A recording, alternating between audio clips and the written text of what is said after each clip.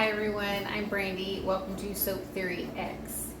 We are going to be teaching you how to make soaps at the very basic level. So I know when I started making soap, I looked at recipes, tried to use those recipes. I never truly learned or understand and could feel or watch exactly what each change in the formula did, what it did to the properties of the soap, and how it reacted to the resulting soap. So I just never could really find that breakdown. So that's what I want to do for you, especially if you're interested in learning about it. If you actually want to make soap, we're going to break this down completely to the basics. So the very first thing about any process you ever want to learn is safety and the equipment you're going to need for it. So first, the safety equipment. When you make soap, you are going to be using caustic glide. So it can be obnoxious to your skin, your eyes. So we want to make sure that we have protection for that. So I have eyeglasses on. Some people will add another layer of protection such as goggles or a face mask. I tend to have issues with too many things on my face, just a thing that I have. So I generally stick to my eyeglasses and take other precautions with making sure there's not as much splatter as possible. I highly recommend an apron to protect any clothing. The soap batter will absolutely destroy your clothing. It tends to take a lot of color out of clothes. I recommend long sleeve shirts. So I recommend long sleeve shirts and long pants simply because if for some reason something were to happen, the batter were to splatter. I have had that happen once in 10 years. The entire batter hit the floor and splattered all over the kitchen and myself. And I was stupid enough to be wearing a tank top and shorts, and it does mildly burn depending on your recipe. So please make sure, cover those arms, cover those legs, put some shoes on, and protect all of your skin.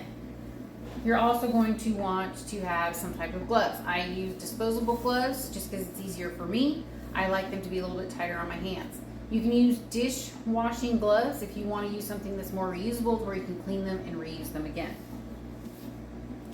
Now, as far as safety for your space and your counter, you can either use, I use a silicone mat, or you can also use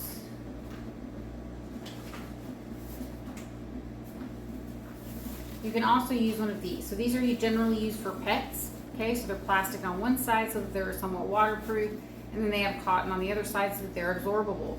This really helps if you just want something you can throw away to make sure there's no contaminants that get around, since obviously you can see I am in my kitchen, but it is entirely up to you.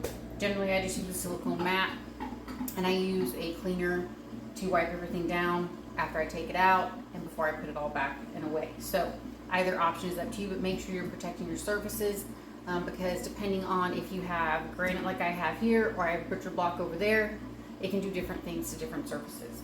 Now, let's get into the equipment. For the recipes we're going to be doing for this class, they're not going to be very large. So I'm going to be using one 32-ounce container for the water and lime mixture and one 32-ounce container when I use to warm up my oils.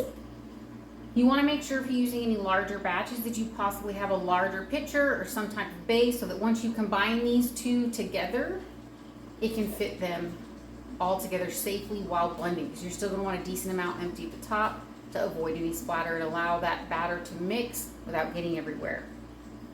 You're also going to want a minimum of 2, I use silicone spatulas. You can use wood if you'd like, but since they're porous, I highly recommend something that's not so porous and won't absorb anything or transfer anything that's already been absorbed into what you're making. So I highly recommend the silicone. So I use one for each because I do not want to mix either of those items together, the lye water, the oils, until I'm ready to mix them. So 2 minimum. You're going to need an immersion blender. So you can absolutely use use a spoon or your spatula or a whisk to mix all of this stuff together. I tend to not want to use that much of my own power, and I'd rather use a stick blender. It just makes it so much easier. So you can find these just about anywhere online, Walmart, any other store, usually between $12 to $15 for the cheapest brands. They can go up. So great investment. Something else you're going to need is some type of scale. So the reason this is important, we do not make soap by putting it in measuring cups. The reason we don't do that is because every single time you put something into a measuring cup, it can be slightly different. This needs to be very accurate to make sure that your lye, your water, and your oils all come together properly, because if they aren't measured properly, saponification, which is the process of breaking those fatty oils down to turn them into soap using the lye, that may not happen properly. So it can turn out into a bad bar of soap. So we are going to do everything by weight. So you get a big scale like this. Is actually just a food scale. You can get them at most stores for about $10. And then for some of the smaller measurements, this is actually like a gram or a gem scale, so that way I can get pretty detailed into my grams, like my decimal points if I would like to. That's optional, totally up to you. I didn't even start using this until the last year, this past year, and I've been making soap for over 10 years. So you're welcome to round up or round down with some of your ingredients. Usually that's not too bad. Just make sure you're writing it down appropriately to wash it. The other thing we're going to use is a thermometer. This is an infrared thermometer, so I can actually point it at something. It's going to tell me the temperature, or you can use a manual thermometer. The old school, that's fine. You just need something that's going to tell you the temperature of your lye water and your oils. And we'll explain to that as we get into class. So, just as a quick recap, protect your skin, protect your eyes. Make sure that you have a minimum of 2 32-ounce containers for what we're about ready to go through.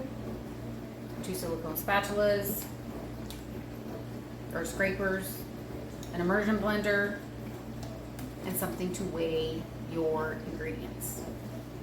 All right, so we're gonna go ahead and get started.